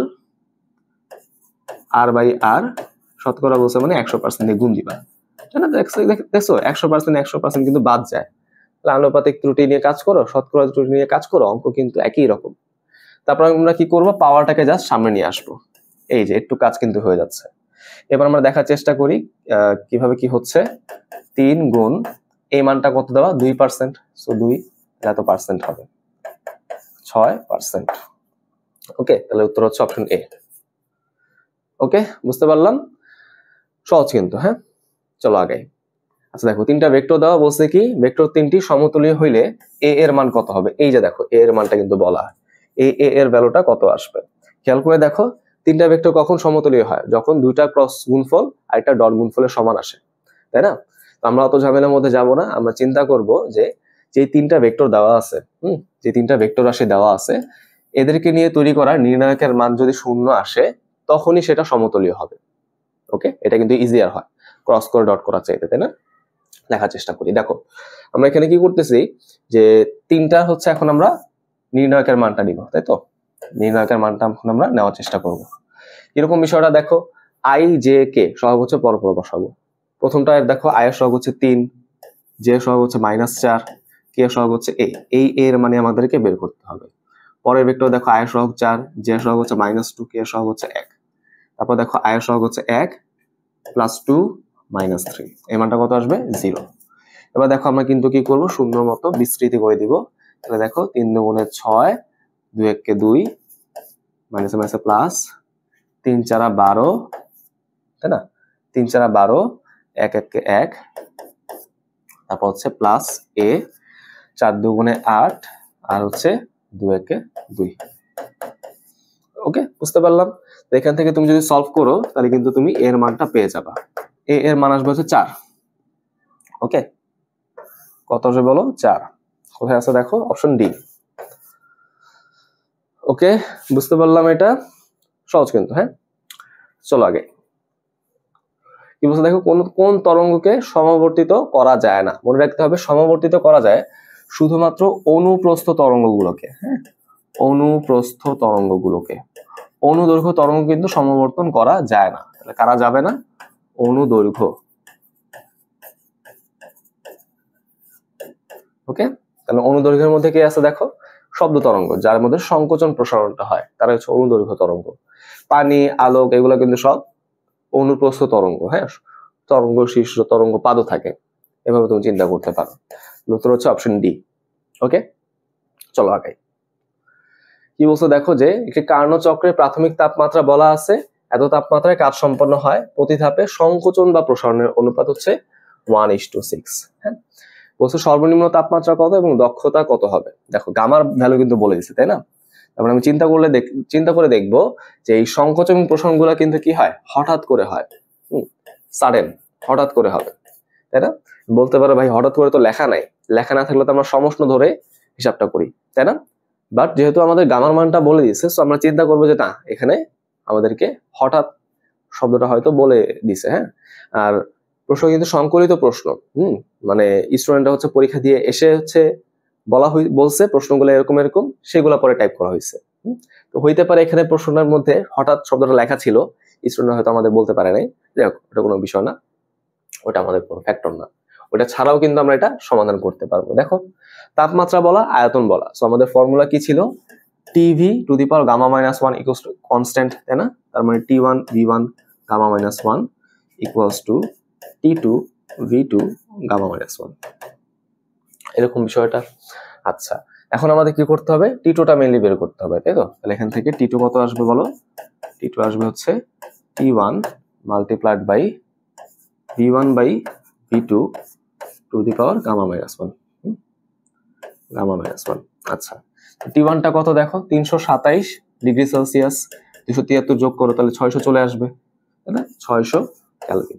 এইবার এখানে সমস্যা আছে, v1/v2 কত আসবে, তাই না? এখন আমি কোনটাকে বড় ধরবো? বলতে পারো ভাই 1:6, এটাই তো আমাদের সেই v1/v2, তাই না? v1:v2 এটাই ঠিক আছে। কথা তোমার ঠিক আছে, এটা ধরে অঙ্ক করতে হবে।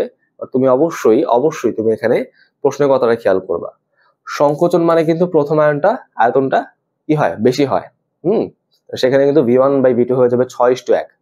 আর প্রসারণ মানে কিন্তু প্রথম আয়তনটা ছোট হয়, তাই না? সেখানে কিন্তু আবার 1:6 হবে। তাহলে এখন আমি কোনটা নিয়ে কাজ করবো, 1:6 নাকি 6:1, তাই না? বলছে কি সংকোচন অথবা প্রসারণ যে কোনো একটা হইতে পারে, তাই না? তাহলে আমরা তো আরো কনফিউজ হয়ে গেলাম ভাই, আমি কি তাহলে সংকোচন ধরে কাজ করব নাকি প্রসারণ ধরে কাজ করব? এই ধরনের যদি প্রশ্নগুলো কনফিউজিং হয়, তাহলে প্রশ্ন হচ্ছে যেভাবে ডাটা দেওয়া থাকবে সেভাবে হচ্ছে আমরা ধরে ধরে ক্যালকুলেশন করব। যেহেতু এখানে 1:6 দেওয়াই আছে, আমরা ধরলাম সেটা v1/v2, তাছাড়া কিন্তু আর কোনো অপশন নাই। তাহলে তুমি ধরলা 1/6, হ্যাঁ, গামা 1.4 - 1, তাই না? এত ক্যালভিন। আসলে এই মানটা আসলে কত আসে ক্যালকুলেট করে ফেলি, 293.0156 এত ক্যালভিন। ওকে, এটা হচ্ছে আমাদের প্রথম পার্টের উত্তর। দেখো তো এটা কোথাও আছে কিনা, দেখো এই যে আমাদের অপশন ডি, তাহলে এটাই উত্তর। এখন বলছি কি পরে হচ্ছে আমাদের দক্ষতাটা বের করে দেখি এটা সমান আসে কিনা, তাহলে তো আমি শিওর হব যে না আমার অঙ্ক ঠিক আছে। আসলে তাহলে কার্নো চক্রের জন্য কিন্তু দক্ষতার জন্য ইকুয়েশনে কিরকম আসবে, 1 - T2/T1 ইন্টু 100%। আচ্ছা, তাহলে 1 - T2 হচ্ছে আমাদের কমটা, এই যে এটা বের হয়েছে 293 সামথিং, 293.0156। আর T1টা কত বলতো, T1টা হচ্ছে 600। ওকে, তাহলে এটাকে আমরা 100 দিয়ে গুণ দিব। আচ্ছা, সো এটা করলে কত আসে, এটা করলে কিন্তু দেখবা যে মিলে যায়। এটা আসছে হচ্ছে 51.16%। এটা আমাদের উত্তর। আচ্ছা, গেল। চলে আসা হচ্ছে পরবর্তীতে কি বলেছে দেখো, একটি বস্তু ভেঙে 1 কেজি ভরে 2টি বস্তু তৈরি হলো, তাই না? 1 কেজি ভরে 2টি বস্তু তৈরি হলো, তাহলে এই বস্তুটার ভর কত বলো? এই বস্তুটার ভর কিন্তু আমাদের 2 কেজি। আচ্ছা, এটা হচ্ছে 0.6 c আলোর বেগে দুই দিকে ছড়িয়ে পড়ে, তাই না? তার মানে এখানে যে m1 u1 m2 u2 ওই ফর্মুলা কিন্তু অ্যাপ্লিকেবল হবে না। আদি বস্তুর ভর কত ছিল? এখন তুমি বলতেই পারো যে ভাই আমি তো আদি বস্তুর ভর তো পেয়ে গেছি 2 কেজি, তাই না? পেয়ে তো যাচ্ছে, তাহলে 2 কেজির উত্তর হওয়া উচিত। আসলে কিন্তু না, আসলে কিন্তু হবে না। কেন হবে না? কারণ দেখো এটা কিন্তু আলোর বেগের অনেক কাছাকাছি ভেলোসিটিতে ট্রাভেল করতেছে, তাই না? অনেক কাছাকাছি বেগে হচ্ছে এটা গতিশীল আছে। তো সেই ক্ষেত্রে আমরা চিন্তা করে দেখব নিশ্চল ভরটা হচ্ছে এইটা, তাই না? যখন সেটা গতিশীল ছিল তখন কিন্তু তার ভরটা কিন্তু বেড়ে যায়, তাই না? ভর বৃদ্ধি হয়ে যায়, আমরা তো এইসব জানি। সো সেই বৃদ্ধিকৃত ভরটা আমরা মিলে বের করব। হ্যাঁ, তাহলে এবার মানটা আমি এখানে বের করব। ফর্মুলা কি, m0 ডিভাইডেড বাই √1 - v²/c²। তাহলে 2/√1 - 0.6 c whole square divided by C square, C কাটা, আমরা 0.6 স্কোয়ার, তাই না? এরকম বিষয়টা। তাহলে এত আমাদের কি আসবে বলতো, কেজি আসবে। তো এটা যদি আমি ক্যালকুলেট করে ফেলি তাহলে আমরা মানটা পেয়ে যাব, আসবে হচ্ছে 2.5 কেজি। আচ্ছা, গেল। তাহলে এটাই আমাদের উত্তর, অপশন ডি। গেল, বুঝলাম। আচ্ছা, চলো আমরা আগে হবে। বলছে কি দেখো 15 মিটার উঁচু ছাদ থেকে 20 মিটার পার সেকেন্ড বেগে এবং আণবিকের সাথে 30 ডিগ্রি কোণে কোনো বস্তু নিক্ষেপ করলে ভূমিতে পড়তে প্রয়োজনীয় সময় কত? দেখো এই ধরো আমাদের সেই ছাদটা, ছাদে আমি ছাদ থেকে একটা বস্তুকে নিক্ষেপ করলাম, ছাদ থেকে একটা বস্তুকে আমি ধরে ফেলে দিলাম, তাই না? এটা কোন দিকে যাবে বলো? আমি এটা কিন্তু এইভাবে ফেলছি, বুঝতে পারছো? এইভাবে ফেলছি, তারপরে সেটা কিন্তু একটা আদিবেগ দিয়েছিলাম আমি, সেই আদিবেগের মানটা কত, 20 মিটার পার সেকেন্ড। একটা অনুভূমিকের সাথে অ্যাঙ্গেল করে কিন্তু ছুঁড়ে ফেলছিলাম, সেটা কত, 30 ডিগ্রি, তাই না? 30 ডিগ্রি। আচ্ছা, এখন আমাকে বলছে কি এই যে এক্স বরাবর যে দূরত্বটা অতিক্রম করলো, আচ্ছা এটা তো বের করতে পারে নাই, বললো কি পুরো ট্রাভেল করার সময় টাইমটা কত সেটা আমাকে বের করতে বলছে, তাই না? টাইমটা আসলে কত আসবে সেটা আমি বের করবো আর কি। খেয়াল করে দেখো এখানে আমাদের সমীকরণটা কি, আমি y অক্ষ বরাবর যদি চিন্তা করি তাহলে আমাদের সমীকরণটা হচ্ছে y equal to U sine alpha T minus half G T square, তাই না? এখানে মেনলি আমরা কি করব, টি এর মানটা বের করব। এখন দেখার চেষ্টা করি, হ্যাঁ, এখানে y এর মানটা কত, আমি কত উঁচু থেকে ফেলছি বলো, 15 মিটার, তাই না? তাহলে দালানের উচ্চতা হচ্ছে 15 মিটার, রাইট? বাট একটু খেয়াল করে দেখো তো, আমি কিন্তু এখানে কি ফর্মুলা ইউজ করছি, মাইনাস জি টি স্কোয়ার, তাই না? তার মানে জি এর যে ডিরেকশনটা, জি কিন্তু নিচের দিকে কাজ করে, এই ডিরেকশনটাকে কিন্তু আমরা নেগেটিভ চিন্তা করছি, তাই না? তার মানে anything that goes downwards is negative. Okay, বুঝতে পারছি তো? যে যদি আমি এটাকে নেগেটিভ চিন্তা করি, যদি আমি এটাকে নেগেটিভ চিন্তা করি, তুমি বলতে পারতা ভাই পজিটিভ চিন্তা করলে কি সমস্যা, করো, সমস্যা নাই। কিন্তু তুমি যদি নেগেটিভ চিন্তা করে ফেলো, তার মানে চিন্তা করতে হবে যে উপরের দিকে যা আছে সব পজিটিভ। তাহলে ইউটাকে আমি উপরের দিকে মারছি, বেগটাকে চিন্তা করতেছি আর কি, সেটা কি হয়, পজিটিভ। কিন্তু সরণটা কোথায় হচ্ছে, এখান থেকে এখানে, নিচের দিকে হচ্ছে না, তার মানে সরণটা কিন্তু আবার নেগেটিভ। ওয়াই মানটা কিন্তু আমাকে নেগেটিভ আকারে চিন্তা করতে হবে, বুঝছি তো? তার মানে এখানে যেহেতু এই ফর্মুলার মধ্যে যেটাকে আমরা নেগেটিভ চিন্তা করতেছি, তার মানে নিচে যা যাচ্ছে সবাইকে আমাকে নেগেটিভ চিন্তা করতে হবে, ভেক্টর রাশিগুলোকে, আর উপরের গুলোকে আমি পজিটিভ চিন্তা করব। তার মানে এখানে তুমি যদি ভ্যালুকে ইনপুট করতে চাও, তাহলে y কে অবশ্যই তোমাকে নেগেটিভ ইনপুট করতে হবে, তাহলে কিন্তু অঙ্ক ভুল। ইউ এর মানটা কত, 20, তার মানে 20 ইন্টু সাইন 30 টি minus half G T square, মানে 4.9 টি স্কোয়ার। আচ্ছা, তো এখান থেকে আমি কি করব, টাইমের মানটা বের করে ফেলবো। দুইটা মান আসবে 3.0458 সেকেন্ড, আর এটা মিলে নেগেটিভ আছে, মাইনাস 1.00 সামথিং আসে, তো ওটা আমাদের দেখার বিষয় না, আমাদের হচ্ছে মেনলি পজিটিভ মানটাই দেখতে হবে, রাইট? টাইম তো নেগেটিভ হওয়া পসিবল না, তাহলে এখানে মেনলি টাইমটা কত লাগবে, 3.0458। কোথায় আছে দেখো, অপশন ডি তে আছে। ওকে, তাহলে এই অঙ্কটা আশা করি আমরা বুঝতে পারলাম। হ্যাঁ, আচ্ছা, চলো আমরা আগেই দেখো পরবর্তী প্রশ্নে কি বলা হয়েছে, যে 5800 অ্যাংস্ট্রম এত তরঙ্গ দৈর্ঘ্য বিশিষ্ট 0.23 মিলিমিটার বেধ বিশিষ্ট সিস্টেমে দ্বিতীয় উজ্জ্বল পট্টির জন্য অপবর্তন কোণ কত? সো অপবর্তন কোণ যদি আমি বের করতে চাই, অপবর্তন কথা যদি আমি চিন্তা করি, সেক্ষেত্রে আমাদের ফর্মুলা কি ছিল, এ সাইন থিটা, অপবর্তন কোণ যেটা, ইকুয়াল টু 2n+1 λ/2, তাই তো? রাইট, এরকম ছিল না বিষয়টা? আচ্ছা, দেখো তোমাদের বই কিন্তু এটা সরাসরি ফর্মুলা আর কি। এখানে আমাদের কি করতে হবে, থিটার মানটা বের করতে হবে। এর মানটা কত, বেধের মান, সেটা হচ্ছে 0.23 মিলিমিটার। আমি এসআই ইউনিট চিন্তা করব, 0.23, এই মানটাকে আমরা কি করব, 1000 দিয়ে ভাগ করব, তাই না? তার মানে 10⁻³ দিয়ে গুণ করব, এর মান চলে আসলো। আমাদের মিললে এখানে কি করতে হবে, থিটার মানটা বের করতে হবে। ওকে, তারপর দেখো এন এর মানটা কত, দ্বিতীয় উজ্জ্বল বলছে, সরি এর মানটা 2, সেখানে চলে আসবে হচ্ছে 5, তাই তো? 2 × 4, 4 আর 5, সো 5 λ/2। ওকে, এখন আমাকে বলো ল্যামডার মানটা কত, ল্যামডা মানটা হচ্ছে 5800, তাই না? এটা কিন্তু ল্যামডা, তাহলে 5800 অ্যাংস্ট্রম মানে 10⁻⁻10। ওকে, এখান থেকে আমাদের কিন্তু থিটার মানটা বের করতে হবে, পারবো না? এটাকে এই পাশে নিয়ে ক্যালকুলেশন করব, হ্যাঁ, এটাকে এই পাশে নিয়ে ক্যালকুলেশন করব, সাইন ইনভার্স করে ফেলবো, তাহলে কিন্তু আমাদের থিটার মানটা চলে আসে। অবশ্যই মাথায় রাখতে হবে এটা কিন্তু ডিগ্রি মোডে নিয়ে, হ্যাঁ, ক্যালকুলেশনটা কিন্তু আমাদের ডিগ্রি মোডে নিয়ে করতে হবে, নাহলে কিন্তু ভুল হবে। মানটা কত আসে, 0.361 ডিগ্রি। ওকে, এই যে দেখো অপশন সি, 361 ডিগ্রি। ওকে, আশা করি এটা আমরা বুঝতে পারলাম। চলো আগে। আচ্ছা দেখো, সূর্য এবং পৃথিবীর মধ্যবর্তী দূরত্ব যদি আর হয় এবং পর্যায়কাল যদি টি হয়, তাহলে সূর্যের ভরটা কত? পর্যায়কালের সূত্র একটু আগে আমরা দেখছিলাম, সেটা কি, টি স্কোয়ার সমানুপাতিক এ কিউব বা আর কিউব, তুমি চিন্তা করো এরকম ছিল। যদি আমি ধ্রুবকটাকে উঠাই দিই, তাহলে এখানে আমি কিন্তু কি পাবো, ফর্মুলা পাবো, তাই না? মানে ধ্রুবক পাবো আর কি, রাইট? সেটা কত বলতো, 4π² / gm। এটা কিন্তু আমাদের একটা মুখস্থ মান, কেপলার আমাদের বলে দিয়ে গেছে, আর কিউব।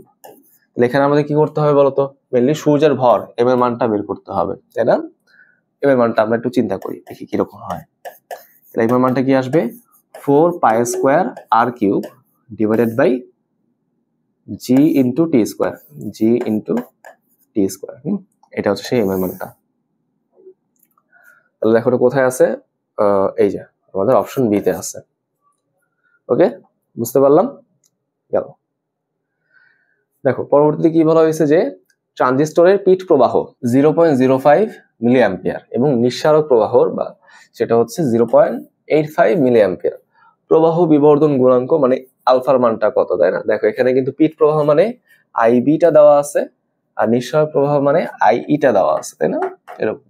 তাহলে একটু খেয়াল করে দেখো আলফা মানে কত হবে, আইসি বা কালেক্টর প্রবাহ ডিভাইডেড বাই আইই, এরকম, রাইট?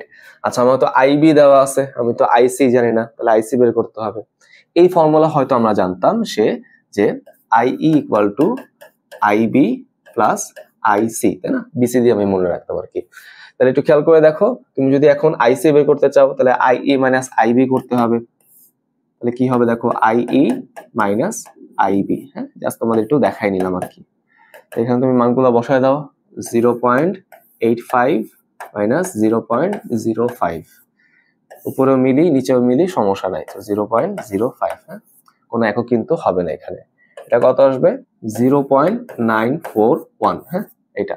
তাহলে এইটাই হচ্ছে আমাদের উত্তর। দেখার চেষ্টা করি কোথাও কি আছে কিনা। অপশন ডি গেল। চলো আগাই। কি বলছো দেখো, 10 কেজি ভরের 0 ডিগ্রি সেলসিয়াস তাপমাত্রা পানিকে আমরা 100 ডিগ্রি সেলসিয়াসে পরিবর্তন করলাম, হ্যাঁ নিয়ে গেলাম। তাহলে এন্ট্রপি পরিবর্তন কত? যেহেতু তাপমাত্রা পরিবর্তন হচ্ছে, সো এখানে কিন্তু আমরা খুব ইজিলি এন্ট্রপি পরিবর্তনটা বের করতে পারি। ফর্মুলা কি ছিল বলতো, আমরা কিন্তু এটাকে এইভাবে ডিরাইভ করে আনতাম, তাই না? T1 থেকে T2, 273 থেকে 373, তাই না? বুঝছি কি এটা? যেটা হচ্ছে আমাদের 273 কেলভিন, এটা হচ্ছে 373 কেলভিন, তাই না? আচ্ছা, আমরা এখানে কি করতাম, ডিকিউ বাই টি করতাম, তাই না? ডিকিউ কে আমরা কি ধরতাম, এমএস ডিটি, তাই তো? তাহলে 1/t লন টি ফর্মুলা করে আসে। তো সেখান থেকে আমরা কিন্তু একটা ফর্মুলা ডিরাইভ করে আনছিলাম, সেটা কি, এমএস লন T2/T1, তাই না? এমএস লন T2/T1। তো এইটা কিন্তু আমরা ফর্মুলা আকারে মনে রাখতে পারি, বাট আমি হচ্ছে বারবার ডিরাইভ করে আনতাম, এটা কিন্তু প্যারা ছিল, তাই না? ডাইরেক্ট ফর্মুলা আকারে মনে রাখলে আমার মনে হয় বেটার। এম এর মান কত, 10 কেজি, তাই তো? এস এর মান কত, পানির আপেক্ষিক তাপ 4200, এসআই ইউনিটে 4200, আর লন উপরের তাপমাত্রা 373 ডিভাইডেড বাই নিচের তাপমাত্রা 273, রাইট? এরকম।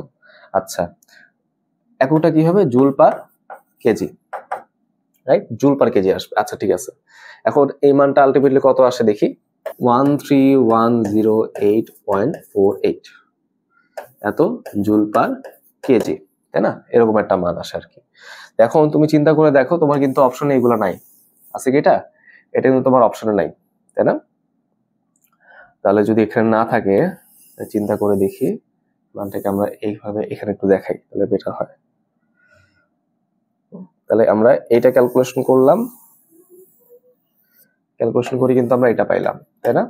আচ্ছা দেখো, আমার কিন্তু সব জায়গায় কি আছে, কিলো জুলের হিসাব আছে, তাই না? তাহলে 1000 দিয়ে আমি কি করব, ভাগ করে দিব। তাহলে এটা আসবে হচ্ছে 13.108, এত কিলো জুল পার কেলভিন। ওকে, তাহলে দেখে এটা কোথাও কি আছে কিনা, এই যে অপশন ডি তে, রাইট? আশা করি আমরা এই জিনিসটা বুঝতে পারলাম। চলো তাহলে আমরা আগাই। পরে কি বলছে দেখি, কোন হুইস্টন ব্রিজের প্রথম, দ্বিতীয়, তৃতীয় বাহুতে রোধ দেওয়া আছে 4, 6 এবং 8, চতুর্থ বাহুতে রোধের মান কত, তাই তো? 4, 6, 8, 10 নাকি এরকম হবে না? আমাদের জিনিসটা কি ছিল, পি কিউ আর এস, ওইভাবে আমরা দেখছিলাম, তাই না? P by Q equal to R by S. তোমরা রিলেট করতে পারছো কোথেকে আসছে? ওই যে আমাদের ওই যে বাক্সটা চিন্তা করো, এই যে এরকম ভাবে তুমি চিন্তা করতেছিলে, তাই তো? এই যে এরকম ভাবে তুমি চিন্তা করো,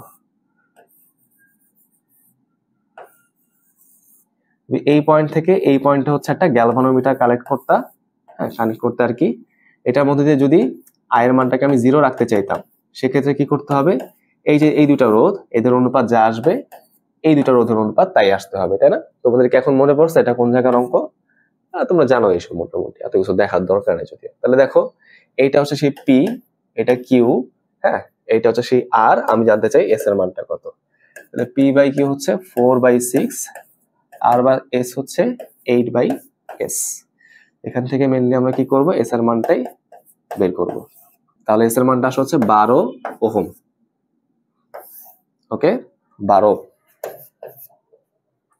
বুঝতে পারলাম? আশা করি এটা ক্লিয়ার। চলো আগাই। পরে কি বলছে দেখো, কোনটির এন্ট্রপি সর্বোচ্চ, তাই তো? তাহলে এন্ট্রপি মনে রাখবা, এন্ট্রপি হচ্ছে ম্যাক্সিমাম কোথায় হয় বলতো? ম্যাক্সিমাম হয় যেখানে গতিশক্তি, কণাগুলো বেশি বেশি চলাচল করতে পারে, অর্থাৎ প্লাজমাতে, তাই তো? আর মিনিমাম কোথায় হয়? যেখানে চলাচলটা একদমই কম হয়, সেটা কোথায় হয়? সলিডে, কঠিনে। বলছে কি সর্বোচ্চ কোথায়, তার মানে নিশ্চয়ই প্লাজমা হবে। উত্তর হচ্ছে প্লাজমা। প্লাজমা যদি না থাকতো তখন তুমি কিন্তু গ্যাসীয় দাগাইতা, আর প্লাজমা থাকলে কিন্তু গ্যাসীয় দাগানো যাবে না। চলো তাহলে আমরা আগাই। তরঙ্গ দৈর্ঘ্যের সঠিক ক্রম কোনটি? তাহলে এখানে আমরা একটা ছন্দ মনে রাখবো, এটা আমরা কেমিস্ট্রিতেও পড়ছিলাম, যে মগা রঞ্জন অতি দুশ্মন অবলাকে মারে রাতে, তাই তো? অবলাকে মারে রাতে, বাম থেকে ডান যাচ্ছে আর কি। এখন এখানে একটু খেয়াল করে দেখি, ম দিয়ে কি বোঝায়? মহাজাগতিক রশ্মি বা কসমিক রশ্মি। গা দিয়ে কি বোঝায়? গামা রশ্মি। রঞ্জন দিয়ে কি বোঝায়? রঞ্জন রশ্মি বা এক্স রশ্মি। অতি দিয়ে বোঝা হচ্ছে অতি বেগুনি রশ্মি বা ইউভি রশ্মি। দুশ্মন দিয়ে বোঝা হচ্ছে দৃশ্যমান রশ্মি, ভিজিবল লাইট আর কি। অবলা দিয়ে কি বোঝায়? অবলোহিত রশ্মি বা আয়ার রশ্মি। মারে দিয়ে হচ্ছে মাইক্রোওয়েভ। আর রাতে দিয়ে হচ্ছে রেডিও ওয়েভ। ওকে, তার মানে এই সিকোয়েন্সটা হচ্ছে এরকম ভাবে, ঠিক আছে? দুশ্মনের পর অবলাকে মারে রাতে। এখানে তুমি যতই বাম থেকে ডানে যাবা ততই কি হবে বলতো? তরঙ্গ দৈর্ঘ্য বাড়তে থাকবে। ওকে, তরঙ্গ দৈর্ঘ্য বাড়তে থাকবে, সেটাই সিকোয়েন্সে আমাকে বের করতে বলছে। তাহলে বলো সবচেয়ে বড় এখানে কি আসে? রেডিও ওয়েভ, তারপর কিন্তু মাইক্রোওয়েভ, তাই না? তাহলে দেখো, এই যে দেখো, রেডিও ওয়েভ, তারপর কিন্তু মাইক্রোওয়েভ। তাহলে এ আর বি কিন্তু বাদ। তারপর কি আছে দেখো, তারপর হচ্ছে আমাদের হয় গামা অথবা ইউভি। কোনটা আগে আসে দেখো? আই আর ভিজিবলের পর কিন্তু ইউভি আসে, তারপর গামা আসে, তাই না? তারপর হবে কিন্তু এটা ইউভি তারপর গামা। তাহলে উত্তর হচ্ছে অপশন ডি, তাই না? বুঝলাম, চলো আগাই। এখানে দেখো আমাদের একটা সার্কিট দেওয়া আছে, বলছে এ এবং বি বিন্দুর তুল্য ধারকত্ব কত হবে। একটু খেয়াল করে দেখি। এই যে এ পয়েন্ট এবং বি পয়েন্ট, এই দুটো পয়েন্টের হচ্ছে তুল্য ধারকত্ব কত হবে, তাই না? আচ্ছা, মনে রাখতে হবে এটা কিন্তু ধারকের অঙ্ক, এটা আবার রোধের সাথে রোধের মতো করে আবার বাস খেয়ে না আর কি। দেখো এখানে একটু খেয়াল করে দেখি, এই ধারকটা এই ধারকের সাথে সমান্তরাল আছে, তাই না? সমান্তরাল থাকলে কি হয়ে যায়? সরাসরি যোগ হয়ে যায়, তাই না? 4 সাথে 2 কিন্তু এখানে যোগ হয়ে যাবে। তার মানে সার্কিটটা যদি আমি এখানে নতুন করে আঁকি, দেখতে কিরকম হবে দেখো। দেখো এই যে এখানে আমাদের দুইটা ধারক আছে, আর এখানে এরকম ভাবে একটা বাঁকা করে আবার ধারক আছে। আচ্ছা, আর এখানে কিন্তু এরকম ভাবে একটা ধারক আছে, আর এখানে দেখো আমি কিন্তু নতুন করে একটা ধারক পেয়ে গেলাম, তাই না? নতুন করে একটা ধারক পেয়ে গেলাম, রাইট? আচ্ছা, ঠিক আছে। এ ধরো সেই এ পয়েন্ট, আর এটা ধরো সেই বি পয়েন্ট। ওকে, তাহলে এই যে আমাদের যে ধারকটা, সেটা কত আসবে? 4 আর 2 এর যোগফল 6 মাইক্রোফ্যারাডে, তাই না? 6 মাইক্রোফ্যারাডে। এবার দেখো 6 সাথে কিন্তু এই 4 কিন্তু কিসে আছে? সিরিজে যুক্ত আছে না? এই দুইটা কিন্তু এখন সিরিজে যুক্ত আছে, তাই না? তো সিরিজে যুক্ত থাকলে আমাদের কি করতে হবে বলো? গুণফল বাই যোগফল, যে ইনভার্স করে আমাদের যোগ করতে হয়। তো এখানে আমরা কি করব? গুণফল ডিভাইডেড বাই যোগফল, এইটা আমরা হিসাব করব। ওকে, বুঝতে পারছে কি কত হবে বলো তো? 424 মানে 2.4 মাইক্রোফ্যারাডে আসে আর কি। ওকে, তাহলে এই পুরো তারটা মিলে কত আসবে? 2.4 মাইক্রোফ্যারাডে। তো আমি যদি এটাকে একসাথে হিসাব করতে চাই, তাহলে কত আসলো দেখো, এটা আসলো হচ্ছে 2.4 মাইক্রোফ্যারাডে। ওকে, 2.4 মাইক্রোফ্যারাডে। এটা হচ্ছে 1, আর এখানে তুমি পাচ্ছ, হ্যাঁ এই দেখো এটা হচ্ছে আমাদের 1 মাইক্রোফ্যারাডে, এই যে এটা 1 মাইক্রোফ্যারাডে। আর এখানে দেখো এইটাও 4 এইটাও 4, তাই না? দুইটা কিসে আছে? সিরিজে আছে। তাহলে আমরা কি করব? গুণফল বাই যোগফল করব। তাহলে 4 গুণ 4 ডিভাইডেড বাই 4 যোগ 4, 4 4 16, 16 কে তুমি 8 দিয়ে ভাগ দাও, কত পাবা? 16 কে 8 দিয়ে ভাগ করলে পাওয়া যাবে হচ্ছে 2 তো পাওয়া যায়, 2 মাইক্রোফ্যারাডে। ওকে, এই দুটা মিলে কত হয়ে গেল আবার বলো? এই দুটা মিলে কিন্তু আবার হয়ে গেল হচ্ছে 2, এখানে কিন্তু হয়ে গেল আবার 2 মাইক্রোফ্যারাডে। এখন দেখো সবাই কিন্তু এখন প্যারালালে আছে না? দেখো যে এখান থেকে ভাগ হয়ে গেছে, সবাই কিন্তু এখন সমান্তরাল আছে, প্যারালালে আছে। তাহলে এখন তুমি যদি এখানে ইকুইভ্যালেন্ট হিসাব করতে চাও তাহলে কি হবে, প্যারালালে থাকলে আমরা সুন্দর মতো যোগ করে দিব 2 এর সাথে 1 তার সাথে 2.4, সো 2 প্লাস 1 প্লাস 2.4 এত মাইক্রোফ্যারাডে উত্তর হবে। এটা কত আসবে 5.4 মাইক্রোফ্যারাডে। 5.4 মাইক্রোফ্যারাডে, এটাই আমাদের উত্তর। ওকে, আচ্ছা 5.4 বুঝতে পারলাম, আশা করি এটা ক্লিয়ার। আচ্ছা গেল, আসো আমাদের আজকের দিনের লাস্ট প্রশ্ন, সেটা কি দেখো, পৃথিবীতে একটি তেজস্ক্রিয় পদার্থের অবক্ষয় ধ্রুবক কিন্তু দেওয়া আছে, মানে এখানে কিন্তু সেই ল্যামডার মানটা দেওয়া। হ্যাঁ, 0.9c বেগে চলমান আকাশযানে তেজস্ক্রিয়, আচ্ছা ডাবল চলে আসছে, তেজস্ক্রিয় পদার্থের অবক্ষয় ধ্রুবকটা কত হবে, তাই না? তাহলে খেয়াল করে দেখো, এটা কিন্তু আমাদের নিশ্চল অবস্থায় ছিল, আমাদের সচল অবস্থায় ল্যামডাটা বের করতে হবে, তাই না? কিন্তু আমরা তো জানতাম ভাই, আমরা কাল দীর্ঘনের ফর্মুলা পড়ছিলাম। কাল দীর্ঘনের ফর্মুলাটা কি ছিল বলতো? t equal to t naught divided by root over 1 minus v square by c square, এরকম একটা ফর্মুলা পড়ছিলাম, তাই না? আমি তো ল্যামডার ফর্মুলা পড়ি নাই। দেখো তো ল্যামডার ফর্মুলাকে আমি একটু বের করে আনতে পারি না? কিরকম ভাবে? আমরা কিন্তু জানি যে lambda equal to ln 2 divided by t half, এটাকে আমরা t দিয়ে প্রকাশ করলাম। ওকে, আচ্ছা দেখো তো ln 2 একটা কনস্ট্যান্ট, তার মানে তুমি এখান থেকে কি বলতে পারো? Lambda is inversely proportional to half life, তাই না? অর্থাৎ যেখানে আমি হচ্ছে টি পাচ্ছি সেখানে আমি ল্যামডা নট বসাই দিব, যেখানে টি নট পাচ্ছি সেখানে আমি ল্যামডা বসাই দিব। তবে তুমি বলতে পারো সুতরাং lambda naught by lambda is equal to T by T naught, বলা যায় না? এটা কিন্তু আসলে আমাদের বলা যেতে পারে। তার মানে এখানে তুমি যদি এই জিনিসটা অ্যাপ্লাই করে দাও তাহলে আমি এখানে কি পাবো? তুমি এখানে চিন্তা করে দেখো, ল্যামডা নট পাবা, এখানে কি পাবা? ল্যামডা পাবা, তাই না? আচ্ছা এখানে তুমি একটু ভ্যালুগুলো বসাই দিবা, হ্যাঁ বসাই দাও, তাহলে একটু আমাদের ইজিয়ার হয়। এখানে কিন্তু দেওয়া আছে কি, বি এর মানটা হচ্ছে 0.9 সি দেওয়া আছে, তাহলে সি স্কোয়ার বাদ চলে গেলে রুট ওভার 1 মাইনাস 0.9 স্কোয়ার। ওকে, আচ্ছা সেখান থেকে আমাদের মেইনলি ল্যামডা ভ্যালুটা বের করতে হবে। দেখো ল্যামডা নট কিন্তু দেওয়াই আছে, সেটা আমি এখানে বসাই দিব। সেই ভ্যালুটা কত? 4.02 ইন্টু 10 টু দি পাওয়ার -4, তাই তো? তার সাথে জাস্ট এই ভ্যালুটা গুণ হয়ে যাবে, 1 মাইনাস 0.9 স্কোয়ার। এত কি আসবে? পার ইয়ার আসবে। বুঝতে পারলাম, ক্লিয়ার? এটা এই লাইনটা কি ক্লিয়ার? জাস্ট আমরা এটাকে এখানে নিয়ে গুণ করে দিছি, ভ্যালু বসাই দিছি। আচ্ছা তাহলে এই রাশিটা আমরা এখানে ক্যালকুলেট করে বসাই দেই। এই মানটা কত আসে? 1.752 ইন্টু 10 টু দি পাওয়ার -4 এত পার ইয়ার। হ্যাঁ, তাহলে এইটাই হচ্ছে আমাদের উত্তর। দেখা তো এটা মিললো কিনা আমাদের সাথে, অপশনের সাথে কি মিললো দেখি তো। এই দেখো অপশন বি। ওকে, সো এই ছিল আমাদের ফিজিক্সের 33টা প্রশ্ন। আশা করি তোমরা প্রশ্নের সলভগুলা বুঝতে পারছো। ইনশাআল্লাহ আমার সামনে হচ্ছে নতুন একটা প্রিলির প্রশ্ন, হইতে পারে সেটা 22-23, এটা নিয়ে আমরা আলোচনা করবো। ততদিন সবাই ভালো থাকো, সুস্থ থাকো, কোনো ডাউট থাকলে অবশ্যই আমাকে জানাবা। আসসালামু আলাইকুম।